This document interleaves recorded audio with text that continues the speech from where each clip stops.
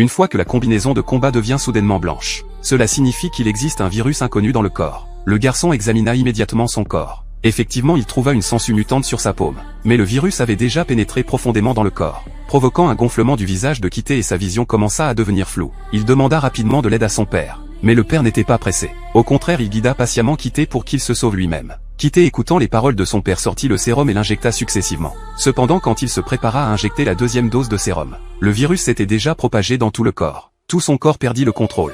Heureusement, Kitty profita de la chute de son corps pour réussir à terminer l'injection du sérum. Mais voyant son fils sauvé, le père ne baissa toujours pas sa garde, car sur la Terre 1000 ans plus tard, la nuit la température descendrait progressivement à moins 50 degrés. Si Kitty ne se réveillait pas avant la tombée de la nuit, il serait transformé en bloc de glace. Le père utilisa l'équipement de communication pour appeler constamment Sifé. Heureusement, Sifé se réveilla peu après. Maintenant, il devait dans une demi-heure atteindre la zone tropicale à 10 km de là. Cependant, quand il s'arrêta pour vérifier son équipement, il découvrit accidentellement que 2 fioles de liquide respiratoire étaient cassées. Ce qui restait ne pouvait absolument pas l'aider à atteindre sa destination. Mais l'obstiné Sifé ne le dit pas à son père. Il continua sur la route prévue, mais découvrit accidentellement un tas de cadavres de singes. Les indices montraient que c'était l'URSA envoyé par les extraterrestres qui les avaient tués. Alors, par mesure de sécurité, Sifé ne put que changer temporairement de route. Mais c'est cette décision qui le mit en danger. De l'autre côté, le père, voyant son fils dans l'impasse, lui demanda d'abord de vérifier son équipement. Après avoir découvert le manque de liquide respiratoire, il calcula le meilleur itinéraire. Mais il ne s'attendait pas à ce que le chemin le plus rapide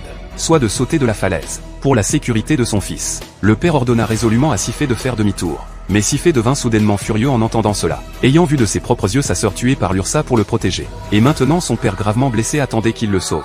Sifé refusa catégoriquement de revenir, puis se retourna et sauta de la falaise. Rapidement, il déploya ses ailes de vol plané pour voler vers sa cible. Mais soudain, une créature gigantesque apparut derrière lui.